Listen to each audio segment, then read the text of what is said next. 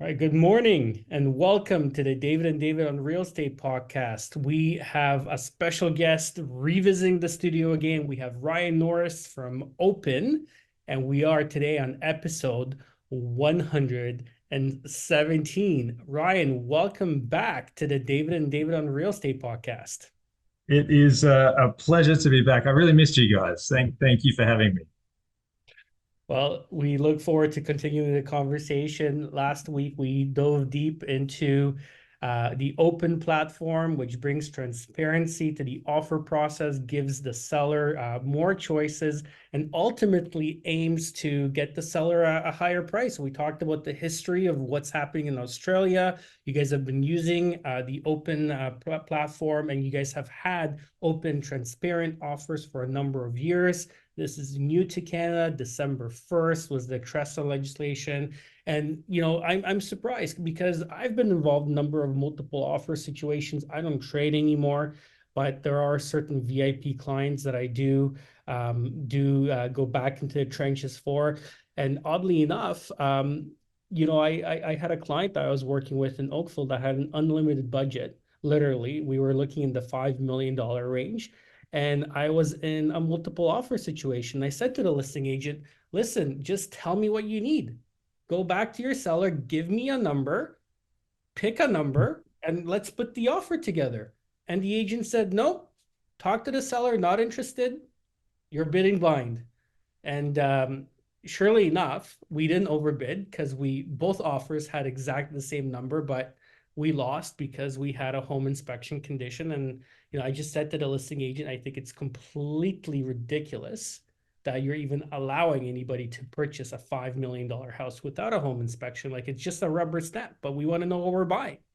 Hmm. But in that situation, if it was an open offer and the price was displayed on the internet and my buyer saw the price, maybe my buyer would pay more to have Mhm. the ability to inspect that property, knowing what they're going up against.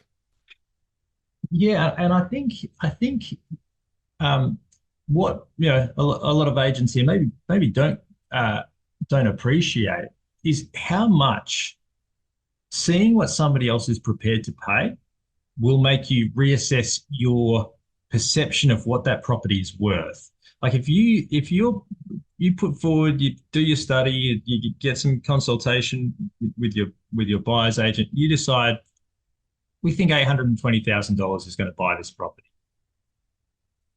If you were to increase to 850, you think, oh, well, now I'm paying $30,000 more than what I think the property is worth.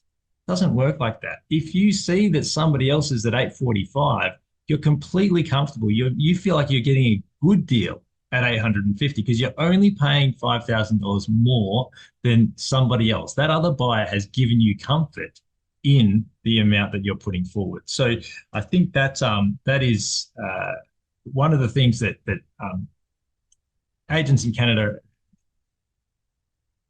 don't necessarily recognise very quickly is that buyers will reconsider their opinion of value to a significant extent when they see evidence, real evidence that the property is worth more than than what their offer originally started at. Yeah. Ryan, how do you factor in other elements that are important on a closing too, aside from a purchase price? Like we're talking about transparency of purchase price here and the influence that has on potential buyers seeing that. But what if just getting the best price isn't the only goal of the seller or even the Mhm. buyer for that matter? What if, the closing date is Mhm. really important because the seller's got to, close another transaction. And yes, someone's offering them 850, but they don't want to close for 90 days, but the 830 offer is a closing in 30 days, which is what the seller really needs. Or in David's situation, one's an unconditional offer and one's conditional on inspection and or on Mhm. something like that. Like how do you factor that in? Is there transparency of those type of terms as well? Absolutely, there is. You couldn't have asked a better question for me to boast about how good the platform is, David. So thank you. Just putting it up on a tee for you. Yeah, look, the Tressa regulations that David talked to earlier make it permissible to reveal any information that doesn't personally disclose, the buyers. And our platform facilitates basically anything with regard to what you would like to disclose. That means, financing details. That means closing dates. That means deposits. There's free form text if the agent wants to, make a comment about each of the offers to disclose, a commentary about, nuance to those offers. They can do that as well. So literally any details, the agent's just jumping in and ticking with the boxes of what information they're deciding to share, whether it's price. It can be ranking on price as well if you don't want to disclose the exact values of the offers, but you want to let buyers know who's coming first, second, third, fourth. You can do that as well. So and through all of that, that control, we've really got systems to create and enhance your campaign in any scenario. If your offers are far apart, if your offers are close, if you just want to try and enhance the terms and conditions, the system gives the agent avenues to apply in a number of ways to again provide fairness for buyers, but also a better outcome for their seller. Yeah, it's not always price that is the deciding factor, and we know that, right? But and sorry, I'll add something there. You can disclose price and still accept a price that's lower but with more favorable terms. Now, if you're going to do that, good idea to have that conversation with your participating buyers to say, listen, just to be very clear with you here, it's not necessarily all going to come down to price. We've disclosed some of the conditions as well. As you can see, make sure your conditions are as strong as they possibly can be, because conditions are going to be important to my seller. It's not replacing the agent. It's just facilitating the transparency of information so that so that you can run your negotiation in a way where the truth is out there. So just to follow up on what I was talking about, so the seller's agent can select, okay, we're going to show everybody what the closing dates are on these 5 offers that have come in, what they're proposing. So you'll see that 3 of them are actually, way outside what the seller wants, and 1 is close, and that everybody can see whatever it is.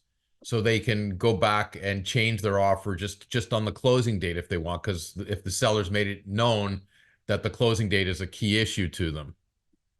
Exactly right. Okay. So that you know what you're competing against, that there is somebody else that can actually give the seller the closing date that they're looking for.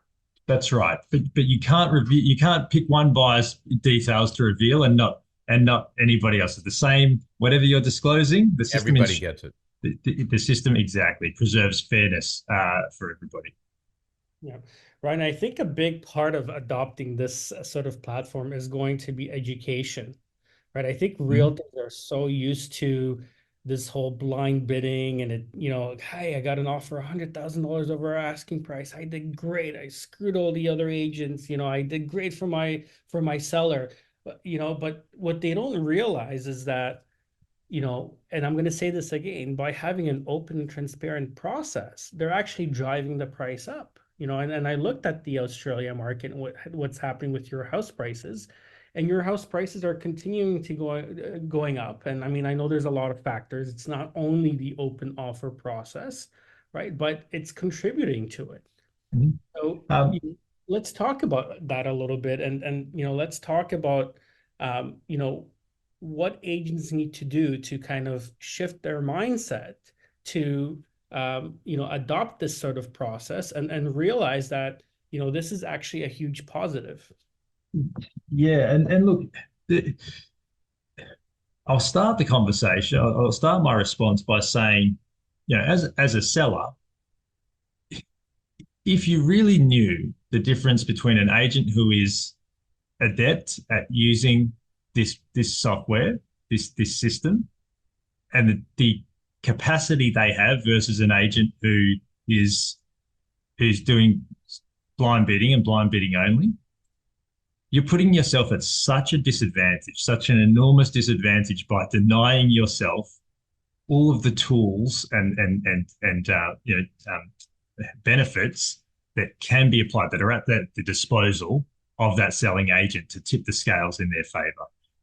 And that's, I think, one of the great benefits for early adopters of our platform is going to be able to, into their listing presentations, and very excited, to be partnering with Sutton Summit as well, David. And so, your team will be able to go into their listing presentations and say, look at the things that we can do that other, that traditional legacy, selling systems simply just ignore.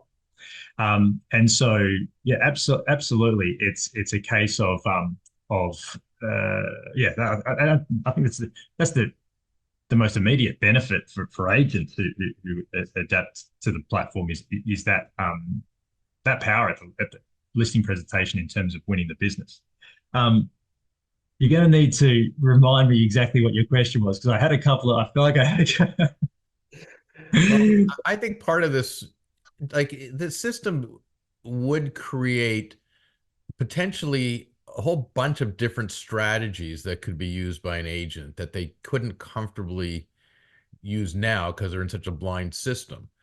And I could even see a scenario. Let's say someone wanted, the listing price was $1 million and there was an offer in at $1 million, let's say, but the seller really made it clear we need a 30-day closing, but that offer comes in with a 90-day closing. Yeah, we'll give you your asking price, but we can't close for 90 days. And now you're with your buyer saying, hey, look, there's an offer in $1 million at the price, 90-day closing. The seller might take 980, but a 30-day closing. So let's go that way. So maybe we're not pushing the price up. Maybe we're actually giving them a lower offer, but we're giving them the closing date that they really want, right? So that could be a legitimate strategy. And the seller might accept that. That might be a win-win, seller and this buyer. Yeah, I'll take 20,000 less to get my closing date. I'm not getting any other offers, right? In any scenario where being able to reveal information to your buyers or the market in such a way that revealing the details of what's on the table is gonna help you drive an outcome. I mean, there's also there's benefit in the system in that it's just automating communication between everybody. Sometimes some of the feedback we had early on was sometimes buyers and sellers are unsure. They lack confidence that the information has actually disseminated to all of the stakeholders in a transaction. So yeah, when these details are put into the system, that the information is being shared with the right people in real time. So there's benefit there. You're right. There's a whole raft of ways that you can use the system. Now, I want to go back to because I remembered the point that I was going to make before, because as much as it is, there's some unfamiliarity here with the market and how it's worked for quite some time. At its most basic level, the system doesn't share information that agents aren't sharing verbally today. So the most basic application for the platform is, hey, just a nice, easy way to manage your offer negotiation process without sharing any additional data. So that's something we learned from the Australian journeys. In the Australian journey, we sort of came out with a unique method of selling property, and we learned that what we should have done, what we obviously ultimately refined our platform to do, was facilitate the way the agents are operating today, optimize that, and then add the additional tools and give you the additional flexibility to apply new features in their benefit. And so it's something that, when I talk to agents here, transparency is it's a glaring it's kind of like the spider in the corner. You can't once you've mentioned it, it's all they it's all anyone can see. But it's kind of like no, we're optimizing what you're doing today.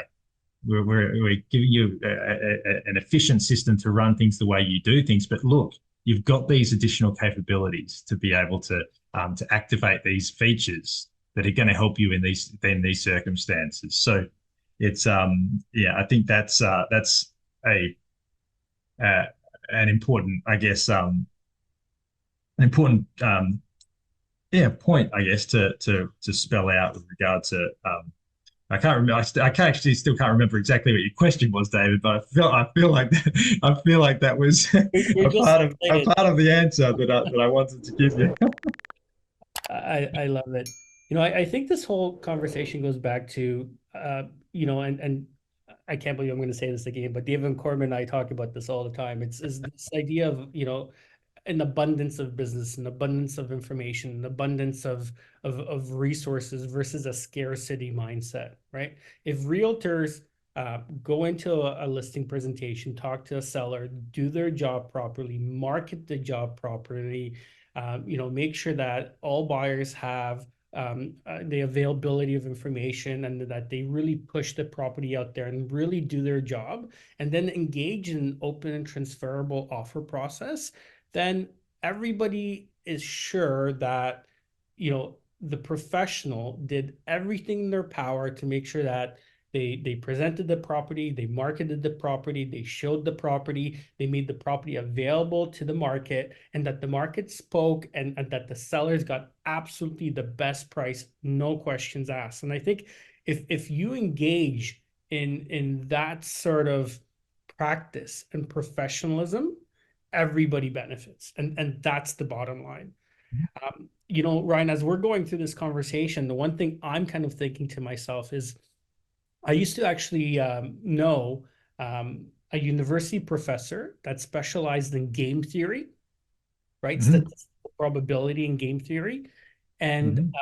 I would love to have that person on our podcast to talk about the strategy of what the open and transparent offer process is going to do to the price in our marketplace. Like, I want to bring a professional to prove to our audience and actually, have some real, like, economic statistical probability of what this is going to do. Because I bet you, and I'm going back to my university years, taking statistical probability. By the way, I love that class. It was pretty amazing, because numbers never lie. And I mean, there's mathematical formulas that you can actually apply to really derive what's going to happen. So I'd love to bring an expert, and I think it would be so beneficial for you guys to, as a company, to hire an expert to do an opinion piece on this. And I've done this in my other company. I'm the co-founder of the Real Estate Investment Institute. We actually hired professionals to, write opinion letters about different aspects that we know we're right on, right? Mhm. But it gives us more legitimacy in the marketplace. So, I think if you guys talk to a game expert or a university professor that specializes in this, I think this is going to be something really fun and enjoyable. And I think you can back up everything that you guys are saying through some academics as well. Hey, I think make me an intro. Yeah, we're happy to talk to everybody. We're as I said before, we're excited to be here, and anyone who's going to help us, bring our tech to the market, let's talk. All right, we got to have you back, Ryan, for another podcast, because we really want to talk about the future and how you see where this is going to go in the future and how we're going to adapt to it and everything. So I think we're going to do that in our next podcast with you. Fantastic. Look forward to it. Thank you. Thank you, Ryan.